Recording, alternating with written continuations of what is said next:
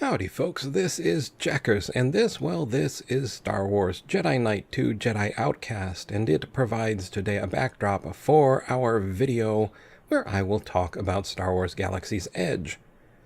I went to see Galaxy's Edge about a week ago, and it is May 31st as I make this video, and I think today is the day it opened to the public.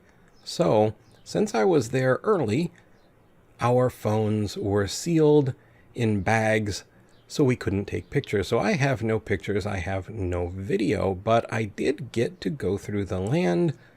It was also my first extended period in a wheelchair, so that was kind of a mixed thing for me. It was a really awesome thing because without the wheelchair, I wouldn't have made it out of the parking garage, but even with the wheelchair, it was a dramatic limitation in mobility. Just one more thing to have lost down through the years of this health issue. But if you've tuned in, you probably don't want to hear about that. You want to hear about Galaxy's Edge. And so I took a little road trip with some friends. And as I said, we got to go in early. And we arrived at the park and went to Space Mountain, where we were able to use our tickets to sign up for a boarding group to enter Galaxy's Edge. Once we did that, we were given a website that we could check to see when our boarding group would be ready to enter the land. It took about 4 hours for us to get in that day. And once we met at the entrance, I believe there are 2 that I know of. We met at one of them and we turned a corner and Disneyland was gone, and we turned another corner and we were on Batuu. We were in the world of Star Wars Galaxy's Edge. Now, I was young, but I saw the original Star Wars in 1977. Young enough to not be able to drive, old enough to be well enough able to remember it. And maybe that colored my experience, because when I turned that corner and when I saw those buildings, it was both incredible, something out of a dream, and something that felt so familiar, almost like coming to a hometown. Maybe it was my impressionable young mind soaking up all that Star Wars architecture, the sets and set dressing, but when I turned that corner, it felt amazing. I was reaching out to everyone around me. Look at this, look at that. It was incredible. Turn another corner, see Kylo Ren's dropship. Turn another corner, see the new model X-Wing. Turn another corner, see an A-Wing, a Gonk droid, even battle droids from the Clone Wars deactivated and in metal cages. And if you haven't seen the computer animated Clone Wars, it is really actually pretty awesome. It's better than you might think. Anyway, Galaxy's Edge is literally littered with details. Even the trash cans are marked with the number 3263827, which you might recall being shouted out into a communicator in a trash compactor. Now that one was destroyed, but who knows? Maybe it's a popular model number for trash compactors. There are little Easter eggs and details all over. In the ground as you walk, there are footprints of creatures which I cannot identify, and droids, like the Gonk droid, which I actually can. And there are Gonk droids, and there are droids of just about every flavor. Somewhere there is a place where you can build droids as well, which actually look really kind of interesting. I'll try and remember to talk about this a little bit more. The landscaping is done with exotic plants that look very alien in nature, and this was with a designer's eye to make the world feel more alien, and it feels amazing. It feels very living. The detail is so deep that if you go into the Smuggler's Run, the Millennium Falcon attraction, and you're in the workshop area, not only is the scent engineered according to Bob Iger during their dedication ceremony, and it does smell very mechanic shop, very industrial, but if you look at the hand railing The hand railing is weathered. Now, I've also worked, aside from 20 years in theater, I've worked in other industrial environments, and the paint that they use on those handrails can chip, and when it chips, it becomes razor sharp. If you run your hand along an industrial handrail that's chipped, you run the risk of embedding some paint into your hand. These hand railings are painted to look exactly like it. I mean, enough that I was worried about my hand and I had to get down and look at the detail. It's smooth, it's perfect, it's amazing. The attention to detail is exceptional, beyond exceptional. Now, like I said, I couldn't use my phone, but if you could use your phone, you would be able to use the app that lets you interact with the land, and there are even more details to hunt down, even more interactions that you can have, and they sound really pretty cool. I don't know if I will ever be able to get back to the land, and if I do, I don't know if I'll be able to maneuver around it, but I kind of wish I could just to see how that app worked. There was the creature from the trash compactor, I don't know what its name is, was in, I think it was that creature. It was above the water fountains. You could see him come up every so often. I think the app will let you maybe interact with him. There is a sort of marketplace where they have their shops of various flavors, where you can get space popcorn and you can get Jedi robes and you can get pets, stuffed animals or puppets to take home. And I didn't get to see a whole lot of that because, like I said, I'm very new to this wheelchair thing and I didn't feel comfortable trying to wedge my way in there. In general, the people I met were very kind and helpful, especially the Disney cast members. We closed the place and we were the last ones to get into the cantina on the night we closed it, and it was just awesome. The cast members were so kind. They weren't condescending to me. They thought of the things I never even thought of where might be the best place for me and my wheelchair to enjoy with my friends this cantina experience. The cantina itself was just a living dream come true.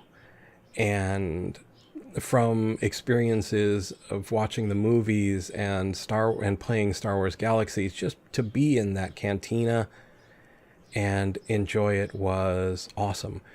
It has a 2-drink maximum, so you can only have 2 drinks while you're there, and you can only stay for a certain amount of time. I had a non-alcoholic drink that was pretty yummy, but they do, I believe, serve alcohol there.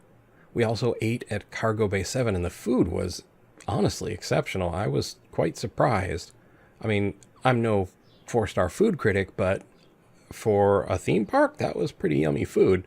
I did get to fly the Smuggler's Run Millennium Falcon. I got to do one run as the gunner and one run as the pilot. The gunners have a little tougher thing if you're older, because you want to face forward and see what's happening, but the control is on the side of the ship, so your left or right arm will be extended to either your left or right as you try and use the buttons to control the guns. So that actually was a little bit painful, but the gunner or the pilot was actually pretty awesome. That was full forward, just enjoying the experience. So if you're going with someone older in your group, you might want to give them a pass and let them be the pilot. And if you really want to try the pilot, go again, just to make it easier on their bones. The other attraction is not open. I don't remember what it's called right now, but the whole place is just incredible. It is Star Wars come to life on a level that, I mean, the closest thing I've experienced to this that I could say would be Star Tours, Disney Star Tours. I actually happened to accidentally go to the park for the very first time right after Star Tours opened. I didn't actually even know it existed. That's a long story for another time. Anyway, it was pretty cool, and Galaxy's Edge is sort of Star Tours on steroids. Star Tours done large. The land is just so filled with things. I mean, so many little Easter eggs and details that you could hunt down if you had the time, energy, and health, all of which I wish I had to hunt down all the little things that were hidden throughout the land. I did not get to do the lightsaber building experience for a number of reasons. Cost prohibition being one of them. But it looks, at least it sounds to me like it would be a fun thing to give a whirl. I did get to go into the little droid factory where you can build your droid, and that kind of looked pretty neat too.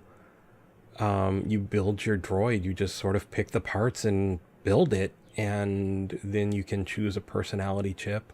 I don't know entirely how all of that works. I believe the droids tie into your phones for control, and since everyone's phones were sealed up, not even the people who had gotten them were playing with them, so I just don't really know how they worked. I did get to go into the big shop. I can't remember what its name is, but it has an Ithorian shopkeeper, and he reportedly has a glass case with lightsabers also, like the named lightsabers, but they were all gone the day that I was there, so I didn't get to see any of that. I did see that you could buy a full suit of Stormtrooper armor if you wanted to spend a small fortune. And, of course, you know, in the one shop area, like I said, I think you can get Jedi robes. You can adopt a porg or a monkey lizard. The themed Cokes weren't there, and I was really, really kind of bummed about that. I really wanted a themed Coke. But all in all, it was such an exceptional experience. Like I said, the food was good. The Cargo Bay 7 place, all the foods are, you know, Star Wars named. And then if you look at the menu, you can see the sort of explanation of what it actually is. There were stands for green and blue milk. I didn't try either of those. By the time we got in, I was pretty well battered. But you couldn't have pried me out with with an X-Wing. I was there, man. I did get to see some of the Stormtrooper cast members interacting with the audience, interacting in the case that I saw with a maybe 3-year-old child with his lightsaber extended, holding off the Stormtroopers, one of the Stormtroopers holding up his blaster in surrender.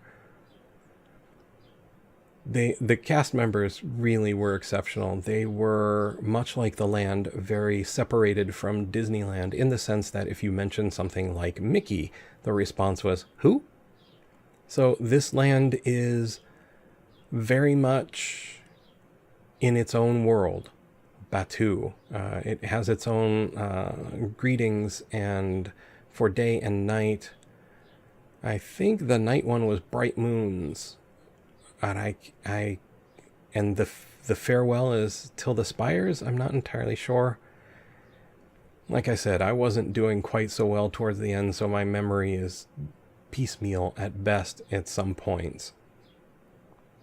What I remember the most were the exceptionally kind cast members and the overall detail of the land, and just that immersive feeling of being there, of being in this universe. And it's something that I've dreamt of since 1977 and finally got to experience. If you are lucky enough to go, I so highly recommend it. And I imagine after today there will be plenty of videos and pictures all over the interwebs for everyone to get a better gander. For me, I don't get to go out very much at all except to go to doctors and hospitals, so this was beyond exceptional. And it was a highlight of my life. And I'm really, truly grateful for the fact that I could go, for the friends who got me there, for everything. And I want to say thank you to them. I want to say thank you to Disney Parks, to WDI, Walt Disney Imagineering, to Lucas and LucasArts, to everyone who had a hand in this, even Bob Iger. This is a dream come true, and I just want to say thank you. And I want to say thank you all for watching. I hope you found the video informative and maybe even just a little entertaining. Most of all, I would like to ask you to please take care.